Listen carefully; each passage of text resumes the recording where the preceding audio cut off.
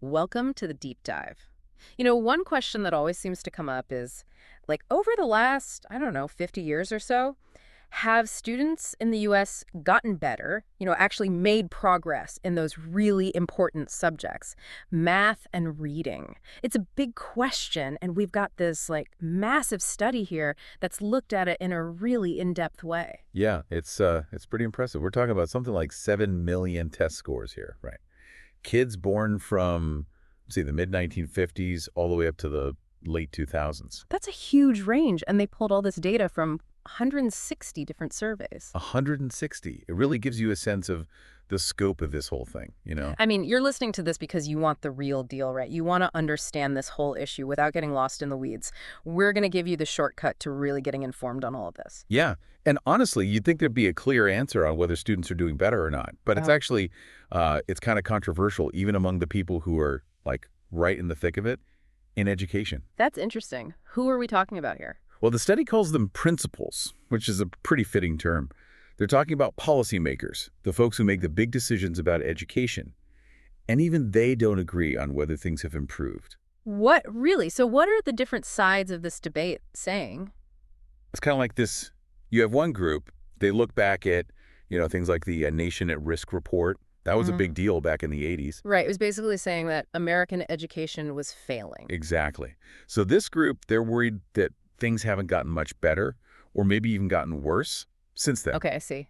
And the other side. Well, they're looking at, all sorts of different measures and data points. They're pointing to those and saying, hey, look, things are getting better.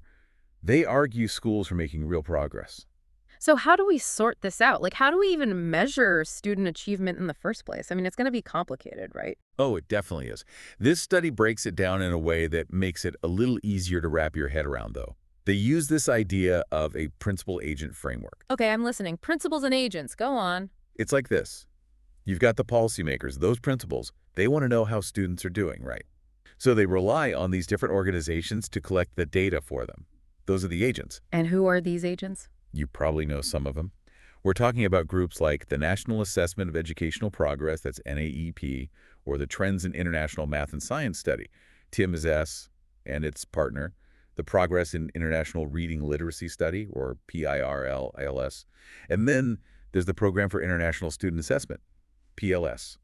Oh, and we can't forget the long-term trend version of NAEP, the LEET. I feel like I'm back in school already with all these acronyms. Well, the point is, each of these agents has their own way of doing things. They have different goals, different ways of putting those surveys together, different kinds of questions on the tests, that kind of stuff. Yeah, and that's got to make a big difference, right? If you're measuring things in different ways, you're going to get different results. Exactly. It's like, imagine you're trying to figure out how healthy a forest is, right?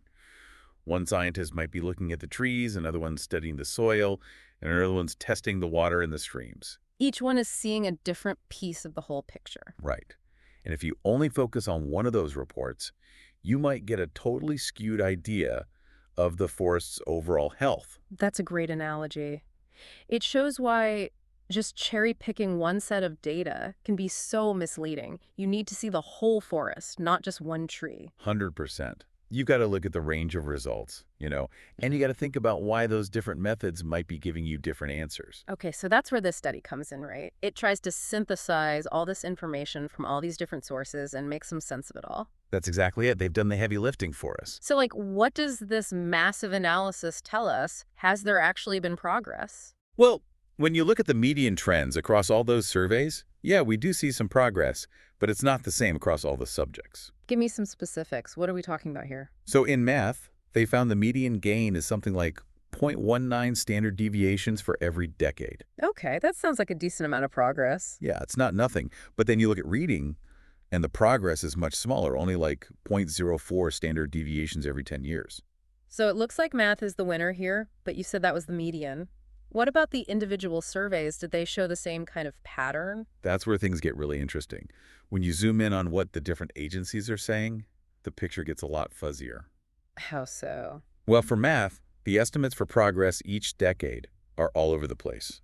It goes from a decrease of 0.10 standard deviations all the way up to an increase of 0.27. Wait, hold on. A decrease. Some of these studies are actually saying math scores went down. That's right. And for reading, the range isn't quite as wide, but it's still pretty significant. It goes from a tiny decrease of 0.02 SD to an increase of zero point 0.1 STUSD every decade. Man, that's a big difference depending on which study you're looking at. Yeah. Which makes you wonder, like, which ones are showing these negative trends and which ones are the more optimistic ones. It's a good question. It turns out that one of the big international assessments, PIS, that's the one showing the negative trend in math, they're seeing a drop of 0.10 SD per decade. PISA.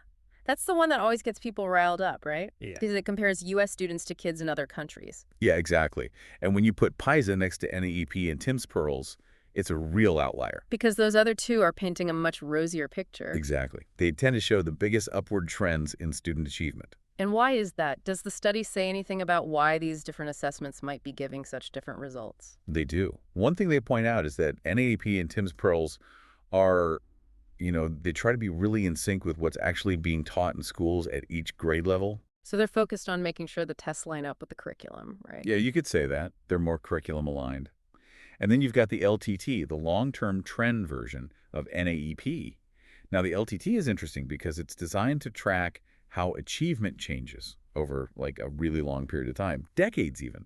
And they do that by using the same set of questions year after year, even if the curriculum changes. So it's like using the same measuring stick over time, even if what you're measuring is, evolving. Exactly. And when you do that, you see more modest gains in both math and reading compared to the main NAUP, the one that's adjusted for curriculum changes. So it seems like how you design the assessment really impacts what you find to make you think about what we're really trying to measure. Are we trying to see how well kids are learning the current curriculum? Or are we trying to understand if they're developing deeper, more lasting skills? That's a huge question. And these different assessments kind of give us different pieces of that puzzle. Okay, so we've got this big difference between math and reading, with math showing more improvement. Now, there's this really interesting part of the study where they connect this to something called the Flynn effect, which, isn't even directly related to education. Yeah, this is where things get really cool. They're bringing in insights from intelligence studies. The Flynn effect. That's that thing where people's IQ scores seem to keep going up over time. I got it. And what's even more interesting is that when researchers have done these big overviews, these meta-analyses of all the Flynn effect studies, they've noticed a pattern. What kind of pattern? The increases in IQ scores have been bigger in something called fluid reasoning than in something called crystallized knowledge. Fluid reasoning, that's your ability to think on your feet, solve new problems, see patterns, stuff like that. Crystallized knowledge, that's all the stuff you've learned and stored in your brain over time, like vocabulary and facts and procedures. So one is more about how you think, and the other is more about what you know. Yeah. And how does this relate back to math and reading? Well, think about it. Math, especially once you've learned the basics, it often involves a lot of fluid reasoning, right? You're manipulating symbols, you're figuring out new ways to solve problems, that kind of thing. Reading, on the other hand, while it definitely involves some reasoning, it's a lot more about crystallized knowledge. Okay, because you need to know a lot of words and understand how sentences are put together, and you need to know stuff about the world to really understand what you're reading, right? Exactly. So basically, the idea is that the progress we've seen in math might be reflecting these bigger societal changes in fluid reasoning, the kind of changes that are part of the Flynn effect. That's the connection they're making, and it's a pretty fascinating one. And it's not just limited to the U.S. either. When they looked at data from TIMSS and PLs, those international assessments, for fourth graders in other countries, they saw the same pattern. More progress in math than reading. Yep. Which kind of hints that maybe something bigger is going on, something beyond just what's happening in U.S. schools. It makes you think about how these educational trends are tied to these larger shifts in how we think and how our brains develop. So we've talked about the differences between subjects. What about differences in how kids are doing at different ages? Did the study find anything there? Oh, yeah, definitely. Yeah. This part is really interesting, too. They found the biggest improvements in math are happening with the youngest kids they looked at, the ones around 9 years old, which is usually about fourth grade. Fourth grade, okay. And how much progress are we talking about here? Well, it depends which survey you're looking at, but the changes per decade ranged from 0.23 standard deviations up to a whopping 0.39. Wow, that's a lot of improvement. So little kids are really rocking math these days. It seems that way. But here's the thing.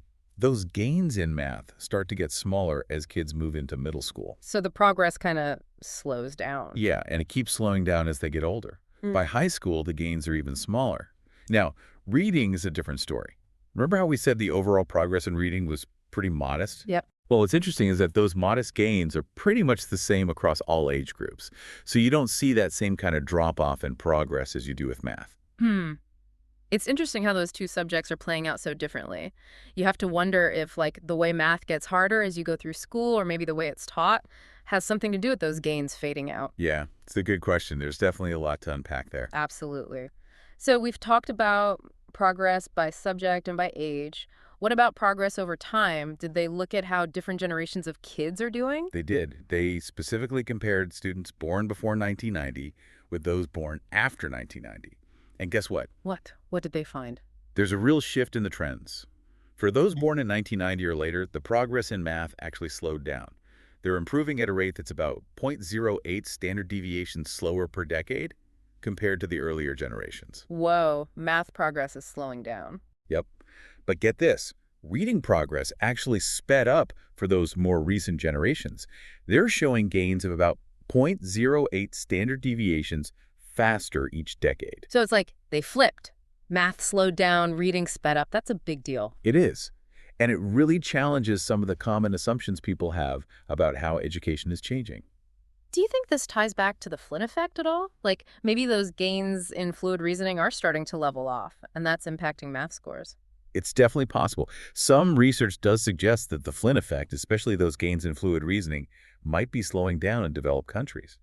If that's true, and if math really is more tied to fluid reasoning, then yeah, that could explain why we're seeing this slowdown in math progress. And maybe reading progress is speeding up because crystallized knowledge, the kind of knowledge you need for reading, hasn't plateaued in the same way. Exactly. It's a Right. really compelling theory. It suggests that maybe what's happening in society as a whole has a bigger impact on these achievement trends than we might realize. Okay, so we've covered subjects, age, and how things are changing over time. Now let's get into how different groups of students are doing. What did the study find about differences between ethnic groups? This is another really important part of the study. They found that, in general, non-white student groups, specifically Asian, Black, and Hispanic students, have been making faster progress in both math and reading compared to white students. Over that whole period from like the 1950s to 2000s. Over those 5 decades or so. Yeah. And the differences in the rate of progress are pretty significant. Like, for both Hispanic and Black students, their progress in math has been about 0.11 standard deviations faster per decade than for white students. So they're catching up? It seems like it, yeah. Yeah. And for Asian students, the math progress is about 0.19 SD faster each decade. And in reading, it's even more impressive, about 0.15 SD faster. Wow. Those are some serious gains. It sounds like those efforts to improve things for groups that have historically faced more challenges in education are having an impact. It's definitely encouraging to see those trends. But there's an important caveat here. What's that? Those differences in the rate of progress tend to shrink as students get older. By the time they reach high school, the gains for non-white groups are often closer to the gains for white students. Oh, so even though the gaps are closing, they don't necessarily disappear completely by the time kids finish school. Are there any exceptions to that pattern? There might be one. It looks like Asian students might be an exception. Their faster rate of progress seems to hold up pretty well across all the ages that were studied. Interesting. Okay, so what about socioeconomic status, SES? Did they look at how kids from different socioeconomic backgrounds are doing? Oh yeah, they definitely did. And this is where things get really complex. The findings depend a lot on the age of the student and their ethnic background. How so? Give me the details. Well, for the younger kids, those in the lowest SES quartile, they actually often show faster progress in both math and reading compared to those in the highest SES quartile. So kids who might be facing more difficulties outside of school are actually making bigger gains early on. Exactly. For these younger, lower SES students, the median difference in progress is about 0.08 standard deviations per decade for math, and a pretty big 0.15 standard deviations per decade for reading.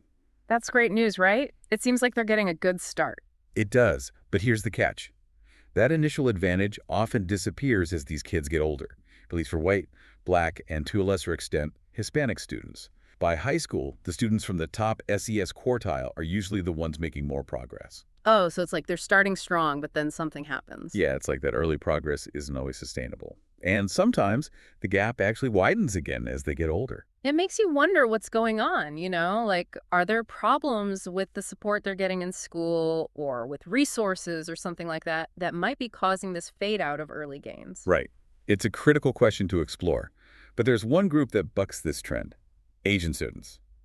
For Asian students, those in the lowest SES quartile often keep making more progress, even as they get older. So they keep outpacing their higher SES peers all the way through school. That's what it looks like. It's a really different pattern from what we see with the other ethnic groups. Wow, that's really fascinating.